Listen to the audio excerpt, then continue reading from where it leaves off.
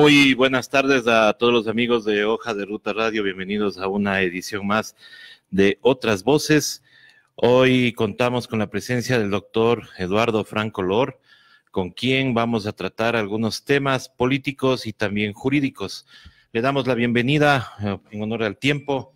Queríamos preguntarle, doctor, cómo está esta coalición que usted la ha ideado, pero que ha dado mucho que hablar, y queremos saber cómo va caminando el asunto y si podemos llegar a esa unión del progresismo aquí en el Ecuador. Muy buenas tardes, doctor. Muchas gracias por la entrevista en esta importante plataforma que tiene una gran acogida, y por eso lo felicito por el trabajo periodístico muy responsable. Bueno, nosotros como Coalición Nacional por la Patria, que hicimos nuestra sesión inaugural el 28 de noviembre en Guayaquil, estamos muy bien porque hemos tenido la acogida de un gran sector de ecuatorianos, agrupaciones montubias, colectivos sociales y pueblo en general, no solamente en la ciudad de Guayaquil, sino también que hemos tenido y estamos estructurando, ya están estructurados, mejor dicho, núcleos en Quito, en Riobamba, en Cuenca, en la región amazónica tenemos en Sucumbíos, en Orellana, en Salitre, en la provincia del Guayas, en Esmeraldas, en la provincia verde del Ecuador, en Santo Domingo de los Áchilas, en Paján, en Manta, en San Borondón.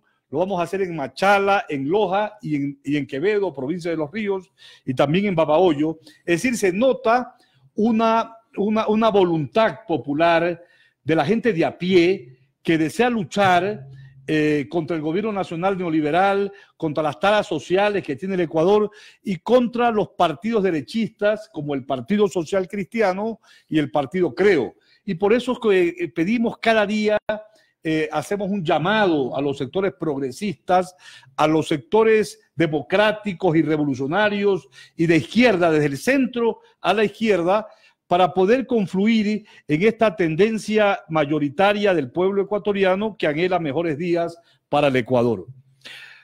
Muy bien, doctor. Eso me alegra y también me deja con la tranquilidad de que el trabajo que se está haciendo no fue solamente un tiro al aire ni nada por el estilo, sino fue algo concreto que ahora ya se está materializando en cada uno de estos lugares que usted me acaba de decir.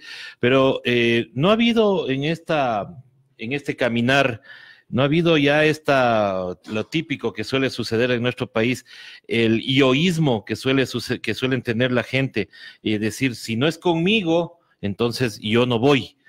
Bueno, vale la pena indicar como respuesta a su pregunta muy oportuna y acuciosa, en que en primer lugar yo soy un coordinador general nacional, yo soy un soldado de a pie, un soldado más de este gran ancho cauce democrático que estamos implementando y que estamos marchando ya con paso seguro.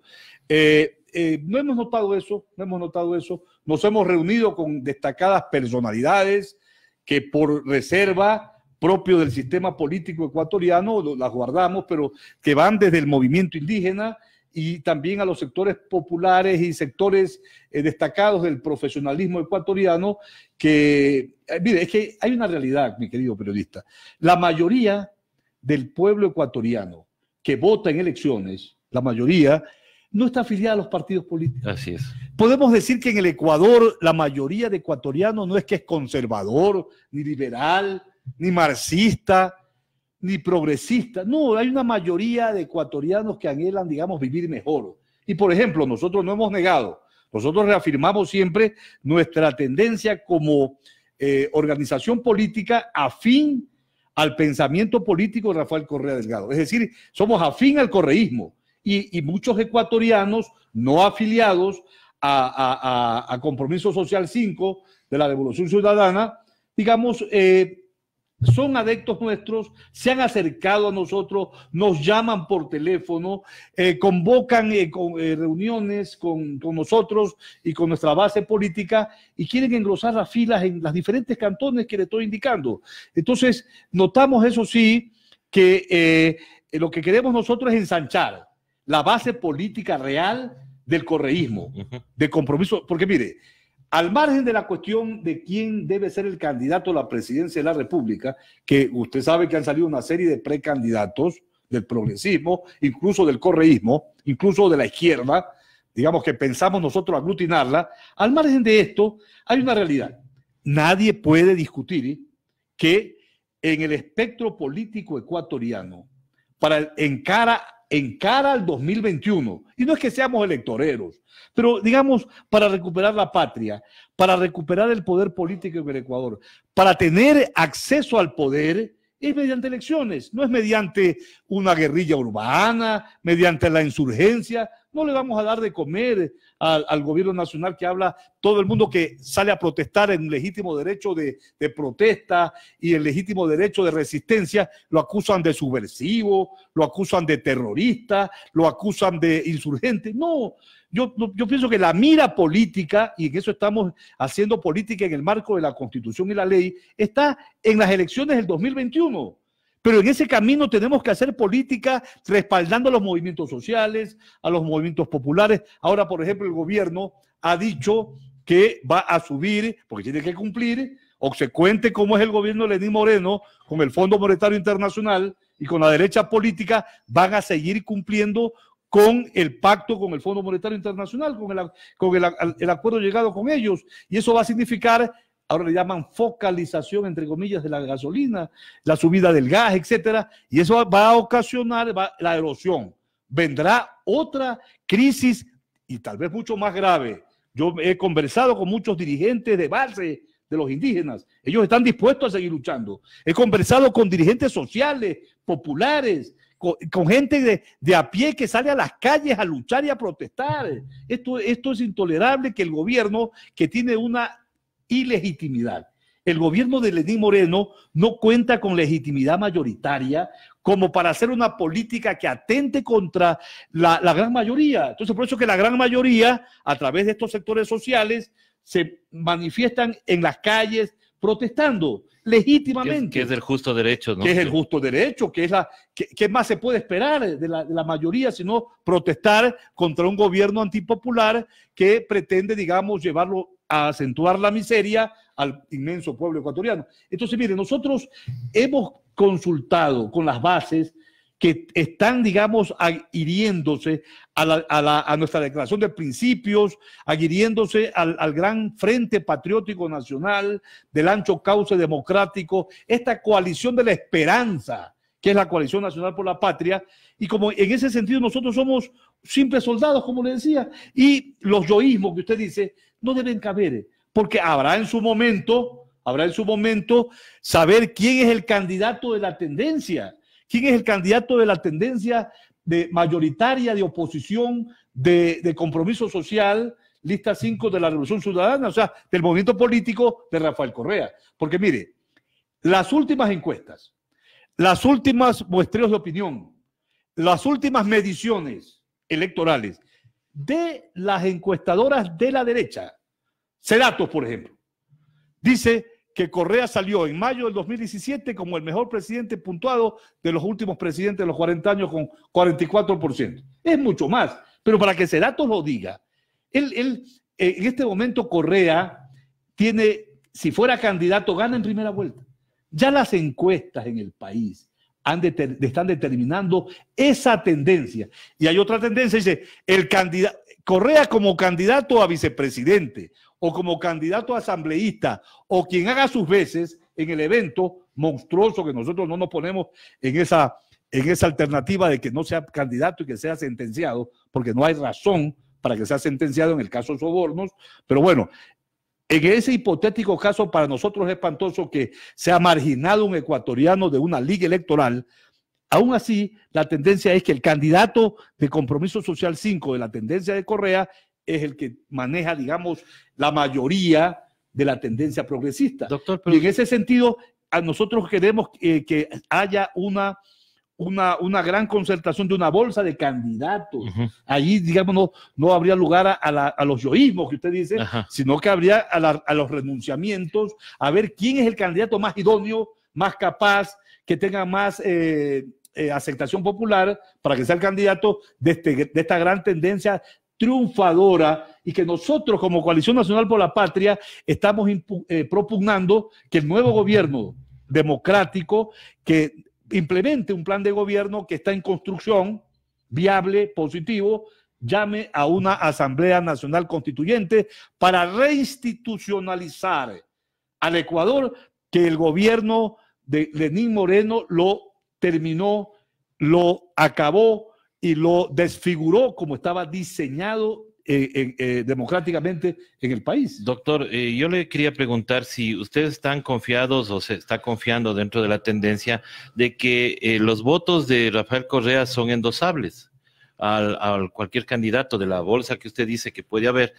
porque puede resultar de que sí, efectivamente hay gente que le siga a Rafael Correa, que vote por él, pero que no vote por el candidato que él elija.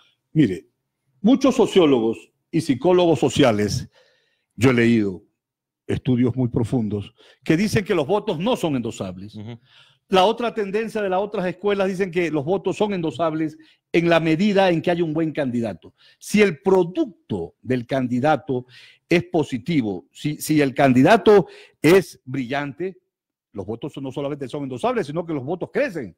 Acuérdese usted, el año 1979, si mal no recuerdo la fecha, en marzo 10 del 78, se lanzó la candidatura presidencial por concentración de fuerzas populares de un hombre de segunda línea en el CDP. El CDP era un partido caudillista que era Asac Bucarán el Malín.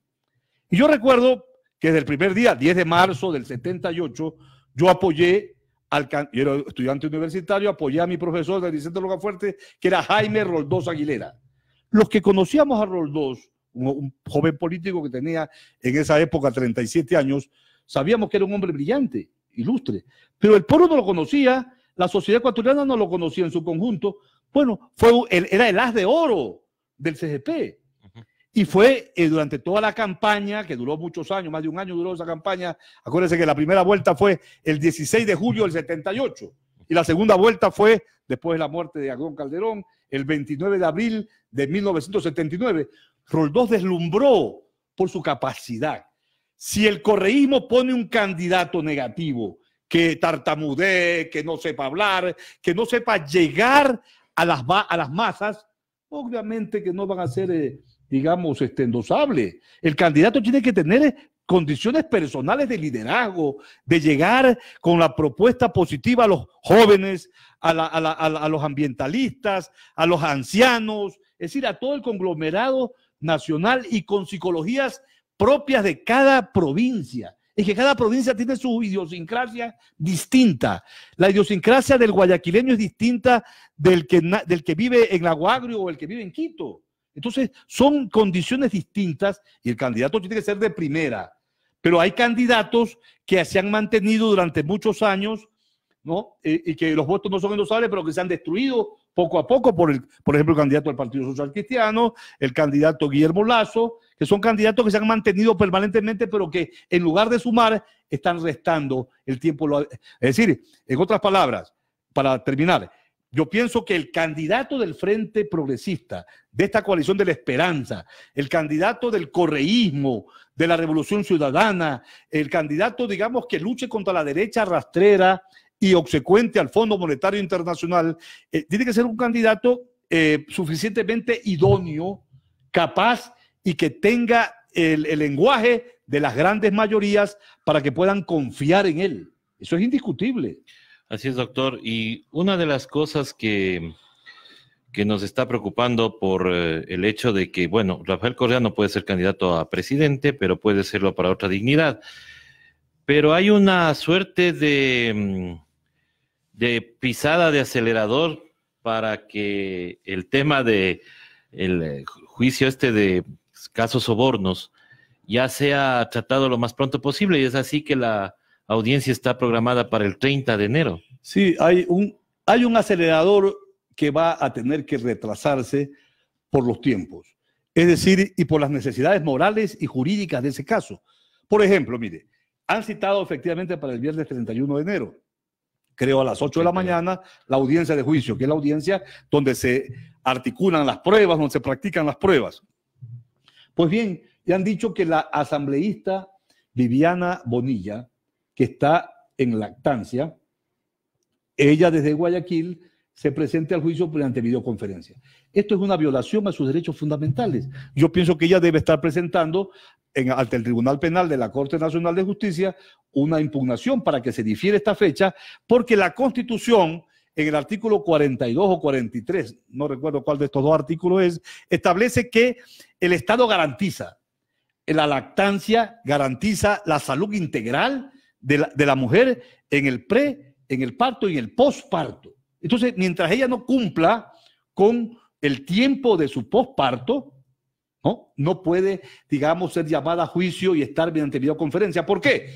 Porque una etapa de juicio a ella, que ha dado recién a luz hace un mes, la va a angustiar, va a ocasionarle problemas psicológicos, problemas de estrés, etcétera. Y eso perjudica su salud. La Constitución lo ampara. Entonces, el Tribunal Penal debe diferir para febrero o marzo, digamos, esta etapa de juicio. Además, hay una serie de procesos que están pendientes. La pregunta es, ¿por qué la Fiscalía en otros casos importantes ha diferido y a este sí quiere rapidito hacerlo? Es que quieren en el fondo inhabilitar. Vea, el caso Sobornos 2012-2016 es un caso eminentemente político que no se sustenta mediante elementos probatorios.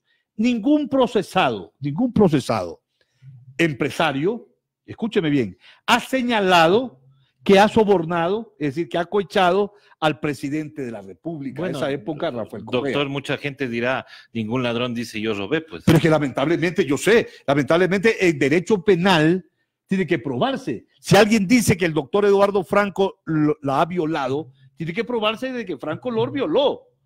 No es cuestión de que no voy a dejar una grabación de que me ha violado. No, porque si no, cualquier dicho, vea, la fiscal que ha dicho, la doctora Adriana Salazar, que es una incompetente jurídica para ese cargo, que no conoce derecho penal, ha dicho que el presidente Rafael Correa lideró una banda criminal organizada tendiente justamente a producir el cohecho.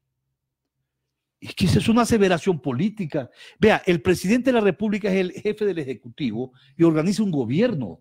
Y lo llama a juicio en base a un préstamo de $6,000 del Fondo de Solidaridad que tenían entre ellos, dinero privado, porque si el Estado te paga a ti tu remuneración mensual, el dinero es tuyo. Y si ese dinero ya es tuyo, ya es privado, ese dinero va a una caja común para el pago de personas que iban para la obra social que hacía Rafael Correa. Eran algunos funcionarios de la presidencia. Entonces eso no es cohecho, eso no es soborno, porque miren, en el soborno hay dos personas.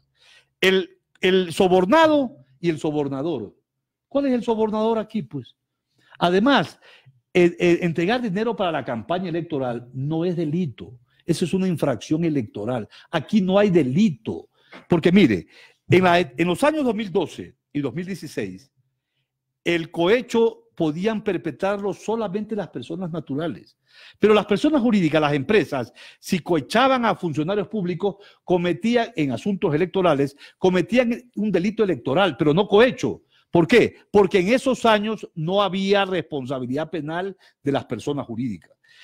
Todos los procesados privados, que eran representantes de las personas jurídicas, no es que recibieron contratos ellos personalmente, sino las empresas. Entonces, quien supuestamente, de acuerdo con la teoría del caso de la Fiscalía, quien cohechó eran las empresas jurídicas. Pero resulta que las empresas jurídicas recién a partir de febrero del 2018 sí pueden ser incriminadas penalmente, pero no en los años 2012, 2016. Entonces, ese fundamento se cae del cohecho de una empresa en esos años. Pero la fiscal dice que tiene que ella ha hecho un análisis técnico jurídico que posiblemente la mayoría de la gente no lo podamos entender. Claro, es que ni ella misma se entiende. Claro, yo no entiendo a ello porque ella no conoce derecho penal y lo que habla está fuera del derecho. Los elementos de convicción que ella señaló con respecto a Jorge Glass y a Rafael Correa no tienen pie ni cabeza. Mire, la fiscal que se reunió con el Contralor del Estado, con el secretario de Anticorrupción, señor Grande, que ahora es ministro, para establecer montos de perjuicios al Estado de Odebrecht, cuestión que es contrario al derecho, porque el COIC dice que cuando hay reparación integral por los daños causados al Estado, tiene que haber una sentencia. Y resulta que Odebrecht nunca ha sido procesada penalmente en el Ecuador, ni siquiera civilmente. Y ahora vemos cómo Odebrecht está enjuiciando civilmente por el problema del que no le pagan un dinero del proyecto Cuenca, Pascuales Cuenca. Pero ¿qué le quiero yo destacar? Que la fiscal llama como a su amigo, el señor José Concienciado Santos, y lo presenta para que rinda una versión el 6 de septiembre a José Concienciado Santos. Y Santos dijo que había entregado, no él personalmente, como persona natural, es la plata de Odebrecht, pues. Santos no entregó plata, dinero de él, de su peculio personal, en el evento que esto haya ocurrido, que ni siquiera se ha aprobado, sino de Odebrecht. Es Odebrecht para Santos que dice que entregó dinero para la campaña presidencial del 2013 y para la campaña de las seccionales del 2014. Pero resulta que él mintió. Él mintió porque en septiembre del 2017, en el proceso contra Jorge Glass de asociación ilícita, rindió testimonio anticipado el señor José Concienciado Santos y allí dijo que no había entregado dinero para la campaña porque supuestamente le habían pedido dinero, $1 millón para la campaña, y él dijo no, yo no doy dinero para la campaña. Pero resulta que ahí se cae Santos en su declaración del 6 de septiembre del 2019, como que se presenta a rendir versión como testigo de la fiscalía en el contubernio con la fiscalía. ¿Por qué? Porque resulta que Odebrecht sí sobornó en algunos proyectos estratégicos, pero no lo sobornó a Glass. Nunca se probó que Glass fue sobornado, que nunca Glass perpetró asociación ilícita. Sobornó a mandos medios y que muchos incluso se acogieron a la cooperación eficaz y fueron sentenciados a penas inferiores. Pero bueno, aquí usted revisa los contratos con la hidroeléctrica San Francisco, los contratos todos los contratos de los proyectos hidroeléctricos, ¿no? Son antes del 2013. Entonces yo pregunto, ¿quién va a dar dinero a sobornar cuando ya habían firmado contratos y ya incluso había sobornado a mandos medios en Pascuales Cuenca, etcétera? O sea, se cae por la simple fecha de los contratos hidroeléctricos la versión mentirosa del señor José Concienciado Santos. Pero todo es para crear un ambiente negativo. Y ahora nos está amenazando Odebrecht. No amenazando, ya lo hizo. Ya presentó una demanda. No, sí, pero amenaza también con quitarle la colaboración del señor José Conceição Santos. O sea, un chantaje. Todo fue una pantomima. Vea, el caso de Odebrecht contra Jorge Glass. Yo hablo porque yo soy el procurador síndico, procurador judicial de Jorge Glass Espinel, vicepresidente legítimo, nacido de la voluntad popular. Todo es un tinglado manifiesto de la partidocracia de Lenín Moreno. Acuérdense que esto empezó con la escisión que hubo entre el morenismo y los que se consideraron leales a Rafael Correa, y le atribuyeron una serie de circunstancias que nunca se probaron. Santos de Odebrecht, el 27 de septiembre del 2017, en el testimonio anticipado, nunca dijo, yo me remito incluso a su testimonio que está en el site, en el internet. Yo le puedo dejar el número del proceso y usted lo revisa. Nunca dijo que entregó sobornos a Jorge Glass, ni que se había concertado con él para producir una serie de delitos. No. Todo fue un tinglado para terminar con su vicepresidencia, porque fue sentenciado con un código penal derogado. Mire, en esos años estaba vigente el Código Penal del año 1971, donde el delito de asociación ilícita se penaba hasta con 6 años. Pero en el 2014, el delito de asociación ilícita se pena con el actual Código Orgánico Integral Penal con una pena máxima de 5 años. ¿Y qué dice el principio de favorabilidad? ¿Qué dice el artículo 16, numeral 2 del COIC? Dice lo que dicen muchas legislaciones en el mundo del mundo occidental, que cuando una ley futura beneficia al reo, esta ley se acoge y se retrotrae. O sea, si querían sancionar, penar por maldad manifiesta, incluso porque nunca se probó que él sea responsable de ese delito, pero si querían penarlo, debieron haberlo hecho con el COIC. ¿Por qué no lo hicieron? Porque le hubieran puesto 5 años. Nosotros hubiéramos protestado, claro, porque Jorge Glass es inocente, hubiéramos impugnado, hubiéramos apelado y todo lo demás. pero él no hubiera perdido la vicepresidencia. Porque ¿qué dice el COIC? Dice que en los delitos que son sancionados hasta 5 años, si usted no tiene otra causa penal y se prueba su estado, su situación económica y familiar, usted recibe la suspensión condicional de la pena. Al día siguiente, del 13 de diciembre de 2017, que fue el dictamen oral contra Jorge Glass con 6 años, pero le hubieran puesto 5 años, hubiéramos pedido la suspensión y él hubiera recuperado su libertad y no hubiera perdido la vicepresidencia como la perdió en enero del 2018.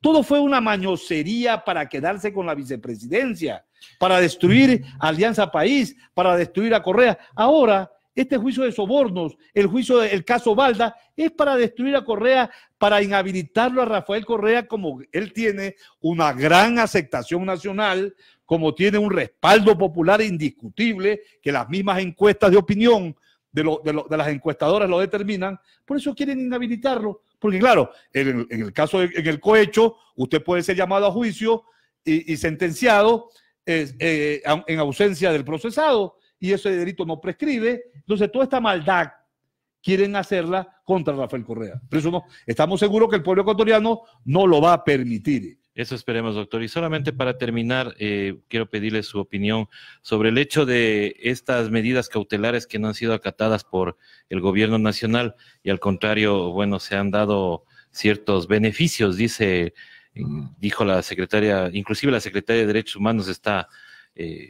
ahí preocupada más de los bienes que de las personas. Entonces, quisiéramos saber qué se va a hacer ahora con este pronunciamiento del gobierno al no acatar las medidas cautelares en el caso Jorge Glass. Vea, el gobierno del Ecuador de Lenín Moreno no solamente que traicionó la voluntad popular expresada en las urnas en abril del 2017, cambiando el programa de gobierno de la Revolución Ciudadana y adoptando el programa de gobierno de la derecha no liberal, sino que también ante el mundo, ante la Organización de las Naciones Unidas y ante la Organización de Estados Americanos y ante la Comisión Interamericana de Derechos Humanos, ha quedado ya demostrado que es un gobierno en el cual se violan los derechos humanos. Me remito, en primer lugar, el estallido social de octubre. Vino la Comisión Interamericana de Derechos Humanos. Hay un informe de la Comisión Interamericana de Derechos Humanos en la cual se establece que el gobierno del Ecuador, a través de la institución policial y militar, hizo un uso excesivo de la fuerza. Eso es evidente. Y por eso es que las víctimas del paro nacional legítimo, en derecho de resistencia, en derecho de protesta constitucional, van a demandar al Estado para pedir justamente indemnización y daños y perjuicios basados en el informe de la Comisión Interamericana de Derechos Humanos. En el caso de Paola Pavón, hubo clara manifestación de medidas cautelares a favor de sus derechos humanos. El 31 de diciembre del 2019, la Comisión Interamericana de Derechos Humanos exigió al gobierno del Ecuador las medidas, cautelares a favor de Jorge Glass. ¿Y qué ha dicho el gobierno? Que no, que él está bien en la cárcel 4, que le van a arreglar 2 horas más de paseo. Cuando la cárcel 4, cuando la cárcel de La Tacunga no ofrece garantías de su vida. Y el informe de la Comisión Interamericana de Derechos Humanos es bien concluyente y exige al gobierno del Ecuador que se garantice la vida de Jorge Glass y la integridad física de él. Sin embargo, este gobierno nos llama la atención, incluso la subsecretaria de Derechos Humanos, creo del Ministerio de Justicia, ¿no? Del ministerio de algún ministerio, se permite criticar a la Convención Americana de Derechos Humanos y a la Comisión. Entonces, ¿dónde estamos? Este es un gobierno, digamos, inestable, un gobierno en el cual se han transgredido derechos humanos. Entonces, esto es una situación que va a representar demandas internacionales contra el Ecuador. Miren, en el caso Glass, se pidió a través de los juristas aquí de Quito, el doctor Fausto Jarrín, el doctor Harrison Salcedo, que están viendo este tema puntualmente de la Comisión Interamericana de Derechos Humanos, se pidió, él todavía no tiene una sentencia ejecutoriada, porque todavía no resuelve en el Tribunal de Casación los recursos horizontales de ampliación y de aclaración que han presentado ciertos sujetos procesales, y mientras eso no se dé, él tiene todavía prisión preventiva y habíamos pedido que lo haga mediante arresto domiciliario en su domicilio. Si no querían, que lo trasladen de la Tacunga a la cárcel 4 de Quito. Ni eso quiere el gobierno. Cuando el traslado de Quito, de la cárcel 4 de la Tacunga, fue un acto de venganza, de violación a sus derechos humanos. Se violaron tratados internacionales que tienen que ver con que el procesado tiene que estar cerca de los jueces, y los jueces están en Quito, en la Corte Nacional de Justicia. Su familia estaba en Quito, etcétera. Entonces, todas estas acciones negativas del gobierno nos llaman nos llevan a la conclusión de que Jorge Glass es un perseguido político y que Rafael Correa también es un perseguido político y que el gobierno del Ecuador es un gobierno no solamente derechista neoliberal, sino también violador de los derechos humanos. Es un gobierno que queda registrado ante la historia del Ecuador como un gobierno nefasto para el país. Así es, muchísimas gracias, doctor. Queremos agradecerle por su presencia acá en los estudios de Hoja de Ruta Radio. Gracias por estar al llamado de nuestra radio y, como siempre, la invitación para que vuelva y nos siga indicando cómo va el tema de la coalición y de estos temas jurídicos que apasionan a muchas personas. Muchísimas gracias, doctor. Muchas gracias a usted y lo felicito a usted por ese gran trabajo periodístico, a usted y a los ejecutivos de Hoja de Ruta. Muchísimas gracias, doctor. Y con ustedes ya en poquísimos minutos ya estamos en otra entrevista más de Otras Voces. En este caso vamos a tratar el caso Singue. Hasta pronto.